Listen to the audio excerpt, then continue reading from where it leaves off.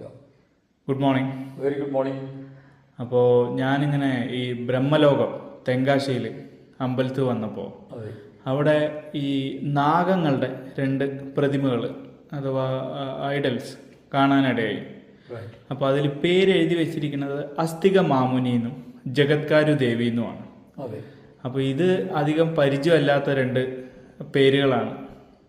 Right. എന്നെ പോലെ തന്നെ ഒരുപാട് പേർക്കും അങ്ങനെ ഉണ്ടാവുമെന്ന് വിശ്വസിക്കുന്നു. അതെ. അതെ. ഇത് വേറെ അമ്പലത്തിലും ഒന്നും കണ്ടിട്ടില്ല, ഇങ്ങനത്തെ 2 പേരുകളും പ്രതിമകളും. അതെ.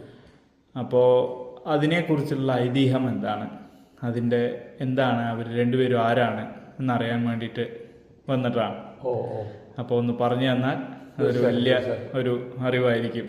വളരെ സന്തോഷം. അവിടെ ബ്രഹ്മലോകത്ത് വന്ന പലരും എന്നോട് ചോദിച്ചിട്ടുണ്ട്. കാര്യം ബ്രഹ്മലോകത്തുള്ള മിക്കവാറുമുള്ള എല്ലാ പ്രതിമകളും വളരെ ശാന്ത സ്വരൂപമാണ്. ശാന്തതയാണ് നമ്മളവിടെ വളർത്തുന്നതും അവിടെ പ്രൊമോട്ട് ചെയ്യുന്നില്ല, അതാണ്. അപ്പോൾ ഇവരുടെ ഒരു ചുരുക്കം ഞാൻ പറയാം, എന്തുകൊണ്ടാണ് അസ്ഥികമാമുനിയും ജഗത്കാരി ദേവിയും നമ്മളവിടെ വെച്ച് ആരാധിക്കുന്നത്. അപ്പോൾ ഇവർ 2 പേരും നമ്മുടെ നാഗവർഗമാണ്, നാഗവംശത്തിൽപ്പെട്ടതാണ്. പിന്നെ ഒരു നമ്മുടെ മഹാഭാരതത്തിൽ ഒരു പർവ്വമുണ്ട്, ഒരു കഥയുണ്ട്. അതിങ്ങനെ പോകുന്നു. മഹാഭാരതത്തിലെ പരീക്ഷിത് മഹാരാജാവ് രാജ്യം ഭരിക്കുന്ന സമയം അദ്ദേഹം ഇങ്ങനെ വേട്ടയാടി നായാട്ട് പോയി ക്ഷീണിതനായി വരുമ്പോൾ ദാഹിക്കുന്നു. ഒരു മുനിയുടെ ആശ്രമം കണ്ടു. അവിടെ കയറി മുനിയോട് ചോദിക്കുന്നു, അല്പം വെള്ളം കുടിക്കാൻ തരുമോ? അപ്പോൾ മുനി പെട്ടെന്ന് മുനി ഇത് ധ്യാനത്തിലിരിക്കുന്നത് കൊണ്ട് കേട്ടില്ല. ഇദ്ദേഹത്തിന് കോപം വന്നു. രാജാവിന് പെട്ടെന്ന് കോപം വന്നു. അവിടെ ചത്ത ഒരു പാമ്പ് കിടന്നു. അതിനെ എടുത്ത്, നീ ഇത്ര ധിക്കാരിയോ? നമ്മൾ രാജാവാണ്, ഞങ്ങൾ ഇന്നാരാണ്, പരീക്ഷിത് മഹാരാജാവാണ്, നമ്മൾ വെള്ളം ചോദിച്ചപ്പോൾ ഇത്ര മടിയോ എന്ന് പറഞ്ഞിട്ടെടുത്ത് കഴുത്തിലിട്ടിട്ട് പോയി. ദേഷ്യം കൊണ്ട് ചെയ്തതാണ്. അവരുടെ ഈ സന്യാസിയുടെ കഴുത്തിലിട്ട് രാജാവ് അങ്ങ് പോയി. ഓക്കെ. ഇത് സന്യാസിയുടെ മകൻ, അടുത്ത വലിയൊരു മുനിയാണ് അദ്ദേഹവും. ഇവരെല്ലാം മഹർഷിമാരാണല്ലോ, ഭയങ്കര തപശക്തിയുള്ളവരാണ്. അറിഞ്ഞപ്പോൾ അദ്ദേഹവും പെട്ടെന്നൊരു ദേഷ്യം വന്നു. ഓ ഇങ്ങനെയോ, എങ്കിൽ ഇന്ന് ഈ ദിവസം മുതൽ 7 ദിവസത്തിനകം തക്ഷകൻ എന്ന സർപ്പരാജൻ കടിച്ച് രാജാവ് മരിക്കട്ടെ എന്ന് ശപിച്ചു. ഇത് നാടെല്ലാം അറിഞ്ഞു. മുനിശ്രേഷ്ഠൻ അറിഞ്ഞു, അദ്ദേഹത്തിൻ്റെ പിതാവ് പറഞ്ഞു, മകനെ നീ ചെയ്ത് തെറ്റായിപ്പോയി, അങ്ങനെ ചെയ്യാൻ പാടില്ലായിരുന്നു.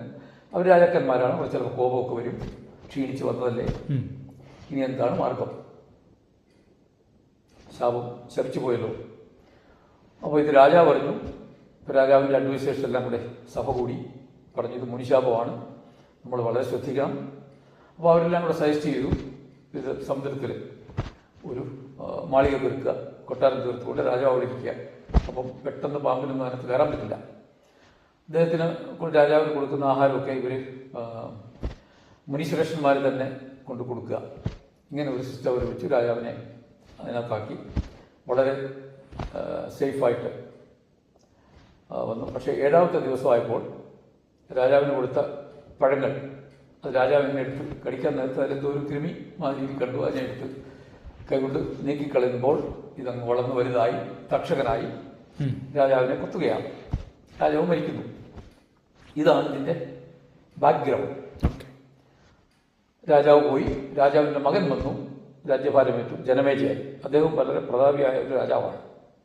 രാജ്യം ഭരിച്ചുകൊണ്ടിരിക്കുമ്പോൾ അദ്ദേഹത്തിൻ്റെ മന്ത്രിമാരും കൂട്ടരൊക്കെ പറഞ്ഞു, ഒരു ദിവസം എങ്ങനെ പറഞ്ഞു, രാജാവ് അങ്ങേക്കറിയാമോ അങ്ങയുടെ അച്ഛൻ എങ്ങനെയാണ് മരിച്ചത്? പറയൂ. പറഞ്ഞപ്പോൾ തക്ഷകൻ എന്ന് പറയുന്ന ഒരു നാഗം ദംശിച്ചാണ് മരിക്കുന്നത്. അപ്പോൾ അദ്ദേഹത്തിന് കോപം വന്നു. നാഗം അച്ഛനെ കുത്തി, അച്ഛൻ മരിച്ചു എങ്കിൽ അദ്ദേഹത്തിൻ്റെ ഉള്ളങ്ങ് പിടയുകയാണ്. എങ്കിൽ ഒരു സർപ്പസത്രം നടത്തി നാഗങ്ങളെ മൊത്തം ഇല്ലാതാക്കണം. അവരുള്ളത് കൊണ്ടാണ് ഒരു കുഴപ്പമുണ്ടായത്, തക്ഷകനെ പ്രത്യേകിച്ചു. അപ്പോൾ അദ്ദേഹം ഓർഡർ ഇട്ടു, ഒരു സർപ്പസത്രം നടത്തുക. അങ്ങനെയാണ് ഒരു ഭയങ്കര ഒരു ഹോമം, നമ്മൾ യാഗം എന്ന് പറയുന്നത്, അത് നടത്തി ഭയങ്കര ബ്രാഹ്മണ ശ്രേഷ്ഠന്മാരെ എല്ലാം വിളിച്ചു വരുത്തി, ഹോത്രികളെയെല്ലാം വിളിച്ചു വരുത്തി അവർ യാഗം തുടങ്ങി. ഇപ്പം ലോകമെല്ലാം അറിയിച്ച് എല്ലാ മിക്കവാറുമുള്ള സാമന്ത രാജാക്കന്മാരെല്ലാം അവിടെ വന്നു. മഹർഷിമാരും പലരും അവിടെയുണ്ട്. രാജകൽപ്പനയാണ്, ആർക്കൊന്നും മറുത്ത് പറയാനും അന്നത്തെ കാലത്ത് നടക്കില്ല. അങ്ങനെ സർപ്പസത്രം നടത്തി ഓരോരോ സർപ്പങ്ങൾ ഇതിനകത്ത് വന്ന് വീണുകൊണ്ടിരിക്കുകയാണ്, അഗ്നിയിൽ വന്ന് പതിക്കുകയാണ്.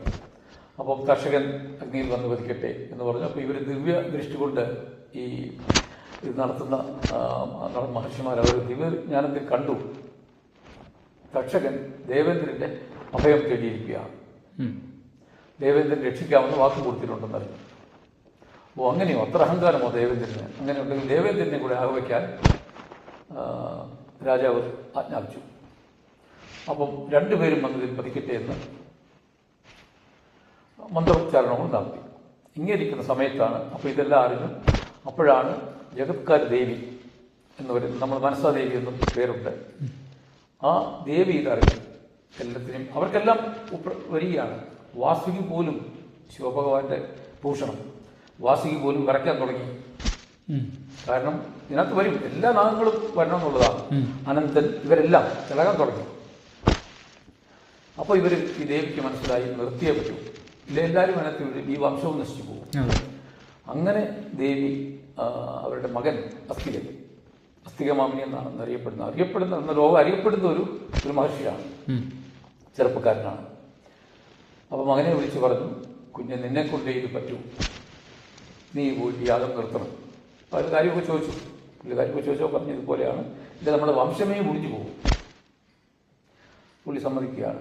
അപ്പോൾ അദ്ദേഹത്തിനെ പറ്റി അന്ന് പറയുന്നതിന് 1000 കോടി സൂര്യൻ അതിൻ്റെ പ്രഭ എങ്ങനെ വരുന്നു അത്ര പ്രഭയും ശക്തിയുമുള്ള ഒരു മുനിയാണ് ശ്രീമാമണി.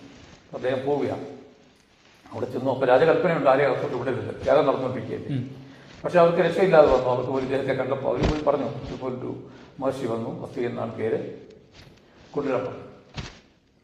അങ്ങനെ ഇദ്ദേഹം അവിടെ ചെന്നിട്ട് രാജാവിനോട് പറയുകയാണ്, രാജാവേ അങ്ങ് ചെയ്യുന്ന തെറ്റല്ലേ, പിന്നെ ഇത് തക്ഷകനും ഇന്ദ്രനും എല്ലാം അവിടെ എത്തിക്കഴിഞ്ഞു. ഹോമത്തിൻ്റെ ഇത് കൊണ്ട് അവരവിടെ എത്തി നിൽക്കുകയാണ്. എങ്ങനെ ഇതിനകത്ത് എപ്പോൾ പതിക്കണമെന്ന് ഇവർ ഹോത്രികൾ ആഗ്രഹിച്ചാൽ മതി, അപ്പോൾ ഇവരകത്ത് വീഴും. അതുപോലെ നിൽക്കുക. ആ സമയത്താണ് അസ്ഥിയിൽ ചെല്ലുന്നത്. അപ്പോൾ രാജാവിന് ഉപദേശം കൊടുക്കുകയാണ്.